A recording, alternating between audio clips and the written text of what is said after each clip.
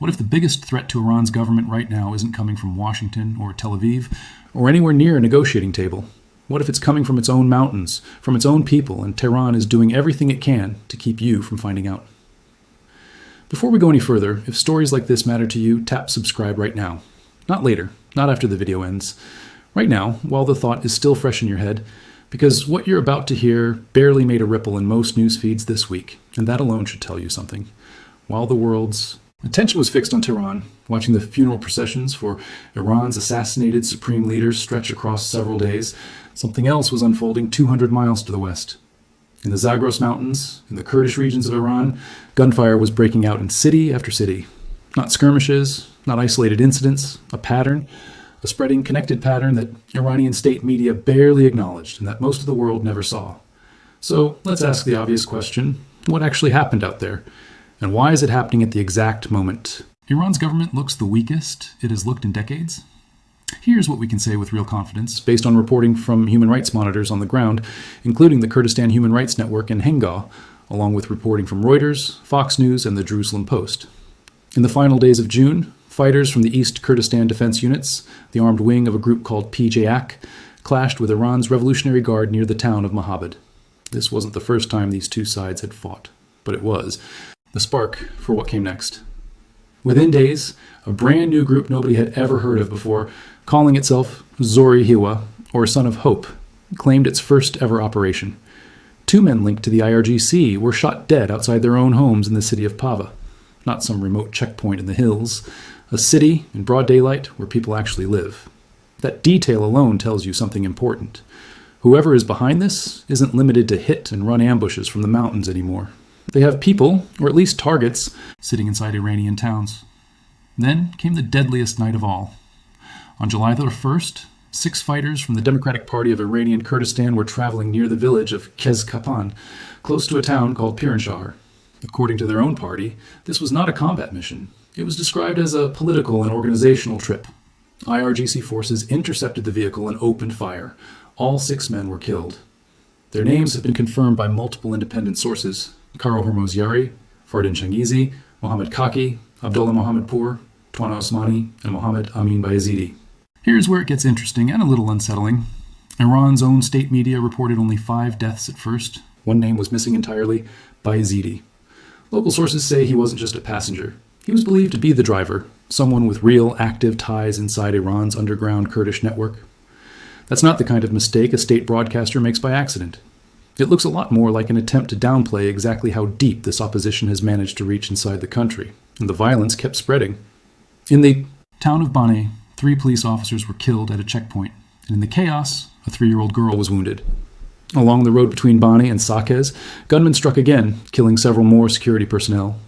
Independent monitors tracking the situation over this roughly 2-week window count at least 20 confirmed deaths on both sides combined, and possibly more, since both Kurdish groups and Iranian authorities have reasons to shade the numbers in their own favor. Majid Glai, who leads the American Kurdish Committee, put it plainly in an interview with Fox News. He said, "This doesn't look like the usual, occasional border friction that's flared up for years." He said this looks like coordinated operations happening deep inside Iranian territory. And he pointed to a number that puts everything into perspective. Since the war between Iran, the United States, and Israel began back in February, Iran has launched more than 850 separate strikes against Kurdish opposition camps, most of them just across the border in Iraq. 850 strikes. And according to Kurdish monitors, those strikes never really stopped, even during the supposed ceasefire. Now here's the part that should really make you sit up.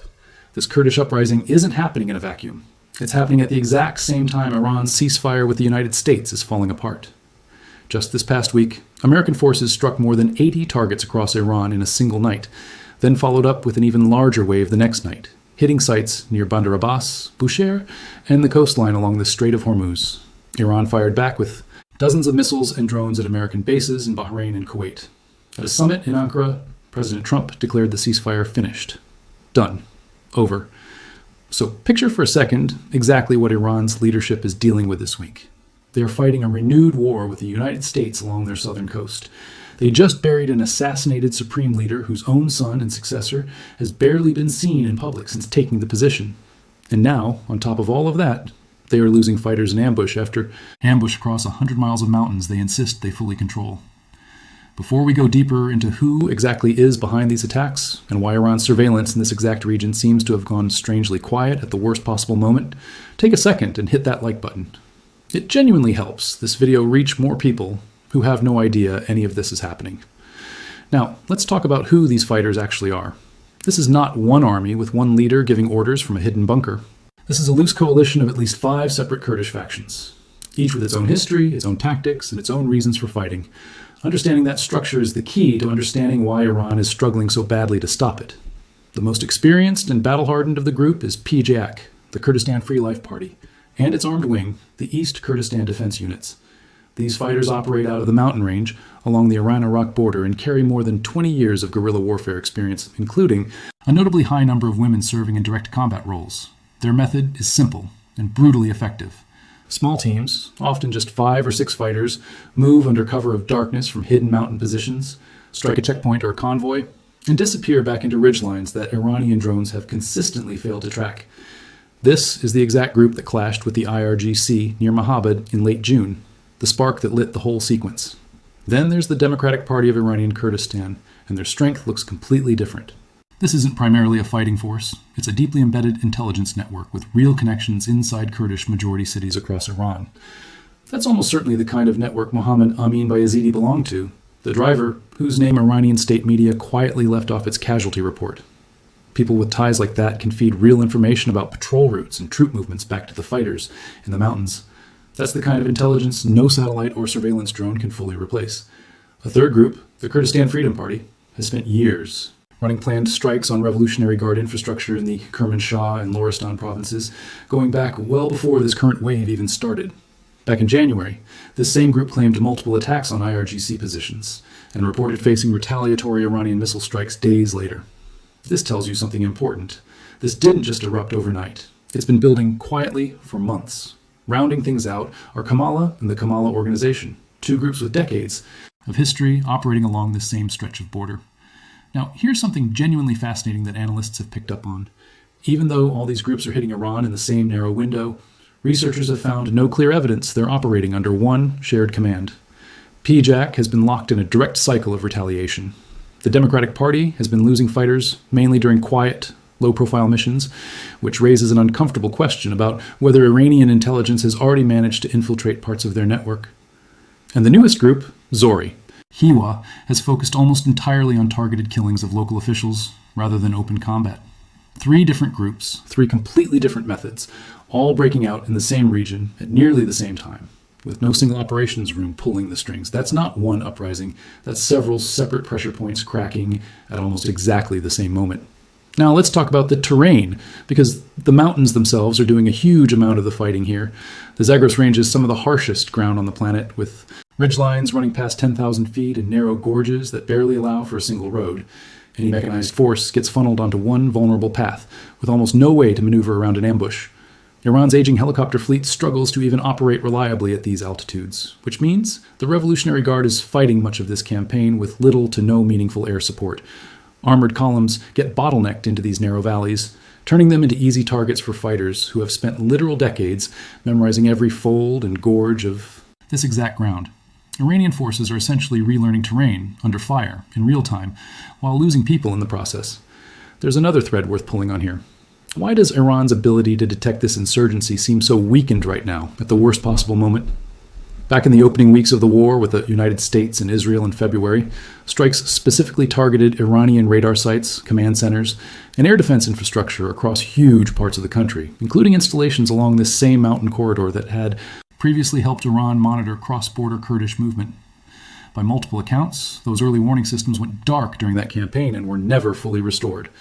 Whether that was a deliberate side effect meant to open space for exactly this kind of resistance, or simply an unintended consequence of a much larger bombing campaign, is genuinely hard to say for certain from the outside. But either way, the practical result is the same.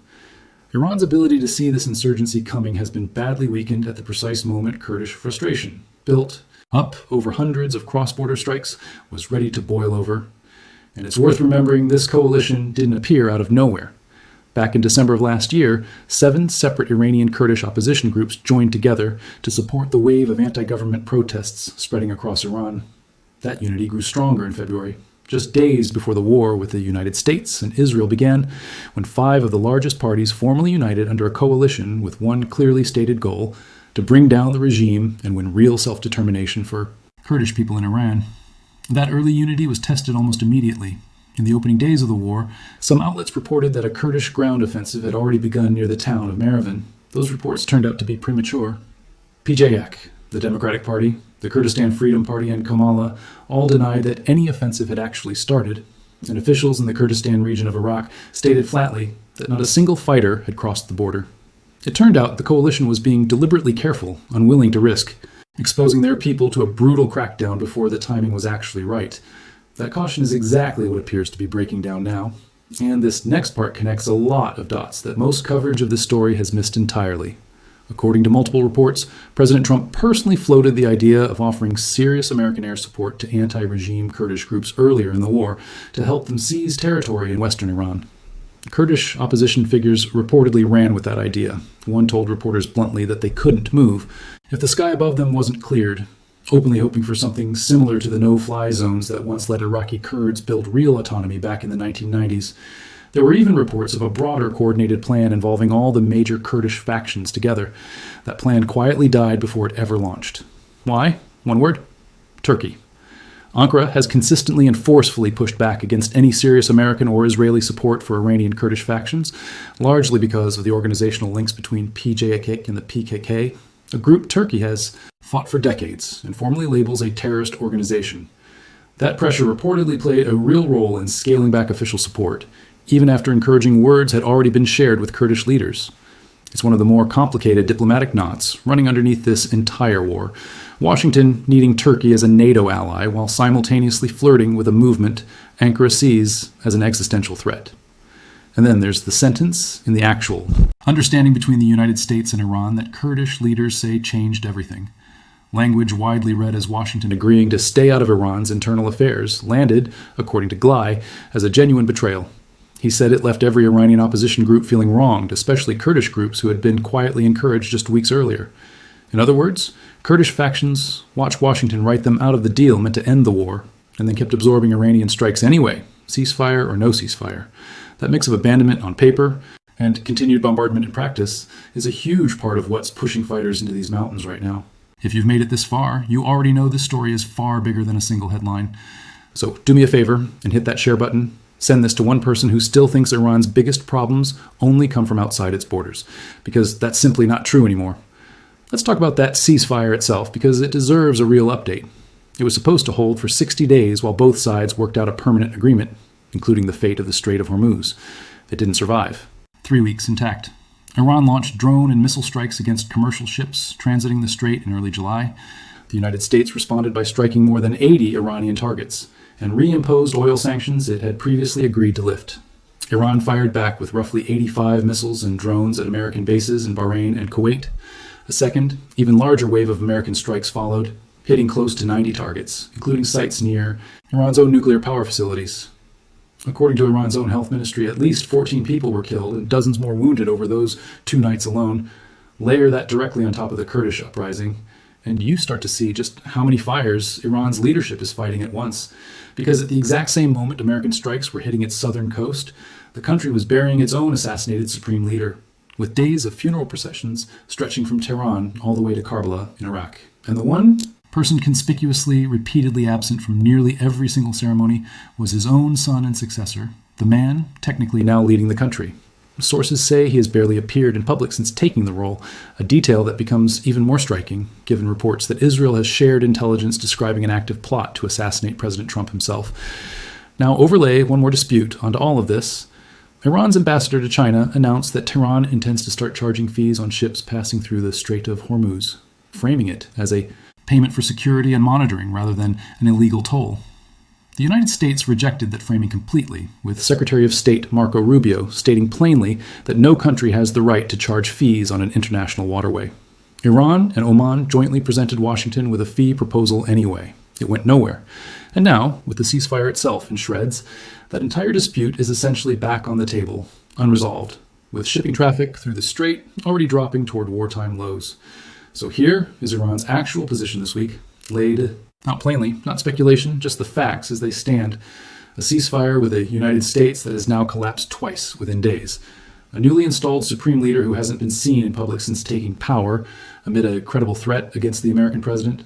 An unresolved standoff over one of the most important shipping routes on the planet. And running underneath every single one of those headline crises, a Kurdish insurgency spread across multiple provinces, killing Revolutionary Guard personnel in ambush after ambush across terrain the regime cannot fully control. Now, that's not a government managing one crisis. That's a government fighting on 4 separate fronts at the same time. And the one happening in the mountains is the one it's working hardest to keep out of the headlines. So where does this actually leave things as this week comes to a close? Let's be honest about something most breathless coverage skips over entirely. Nobody, not even the analysts who track this exact region for a living, is fully confident about where this goes next. Some point to the real losses among Kurdish fighters themselves, real names, real funerals on their own side too, as a sign this coalition has genuine limits and may struggle to sustain this intensity for long. Others point to the sheer spread of it. 3 separate provinces, several distinct groups, all erupting inside the same narrow 2-week window. That kind of simultaneous, multi-front eruption is not what routine border friction looks like. It's what the early stages of something much larger tend to look like before anyone is fully willing to say so out loud. What isn't in dispute is the human cost. It's worth sitting with the names for a moment because it's easy to let a story like this dissolve into abstract talk about provinces and strategic corridors. Karo Hormoziari, Fardin Changizi, Mohammed Kaki, Abdullah Mohammedpour, Twana Osmani, Mohammed Amin Bayezidi. 6 men killed in a single ambush, independently confirmed by human rights monitors and multiple outlets. And they are just 6 of dozens of names now sitting in a documented record that human rights organizations are verifying one careful case at a time, rather than simply repeating whatever figure either side once published. Here's the bigger picture worth holding on to. Iran's own strategy against this uprising, hundreds of strikes on opposition camps across the border since February, has a structural flaw that isn't going away anytime soon. The most capable fighters in this coalition simply aren't sitting in exposed camps waiting to be hit. They're embedded in mountain terrain and tunnel systems built up over literal decades of prior conflict. The same kind of terrain, notably, that helped an American aircrew evade capture during an earlier phase of this broader war. Strikes against that kind of dispersed, deeply dug-in network produce minimal lasting effect. Iran is, in a very real sense, burning through its own resources against targets it fundamentally cannot destroy, while the actual leadership of this Kurdish coalition remains largely untouched. Iran's own senior leadership seems to know it. The commander of the Revolutionary Guards made a rare public appearance during this exact window, his first since the war began back in February, wearing a plain baseball cap and surrounded by ordinary-looking security rather than the formal military escort a man of his rank would usually command. That's not the body language of someone in confident control. That's the body language of someone who understands his own visibility, now carries real personal risk. So here's the honest way to frame where things stand tonight. A coalition of Kurdish fighters with real tactical skill and decades of accumulated knowledge of terrain that consistently neutralizes Iran's technological advantages has killed a documented, independently verified number of Revolutionary Guard personnel across 3 provinces in barely 2 weeks, while absorbing real losses of its own along the way. Iran's response, hundreds of cross-border strikes, has produced minimal lasting effect against an enemy built for exactly this kind of fight. Iran's senior military leadership is making rare, cautious appearances in disguise rather than operating from a position of visible strength. And every single one of these developments is unfolding directly alongside a ceasefire that has now collapsed twice in a matter of days, a newly installed supreme leader who has barely been seen in public since taking power, and an unresolved standoff over the Strait of Hormuz that has already produced fresh strikes instead of a settlement. That is an extraordinary amount of pressure for any government to absorb at once, let alone one that's fractured at the very top of its own command structure. Whether this specific wave of Kurdish resistance becomes the opening chapter of something genuinely historic, a real unraveling of Iranian control over its own western territory at the exact moment its central government is most exposed, or whether it eventually settles back into the kind of intermittent border violence that has defined this relationship for decades, is a question nobody serious is willing to answer with confidence right now. What we do know is that the fighting in the Zagros Mountains is continuing on its own terms, largely unwatched by a world distracted by funerals and collapsing diplomatic deadlines, and there is no sign of it stopping. So here's the question I want to leave you with tonight. With Iran now fighting on 4 fronts at once: Washington, the Strait of Hormuz, its own succession crisis, and now an entrenched Kurdish insurgency it cannot dislodge, how much longer can a government this fractured actually hold all of it together? Type your honest answer in the comments, because I genuinely want to read what you think happens next. And if you want to be here the moment the next major development breaks, this is the channel to stay close to. This story is nowhere near finished, and neither are we.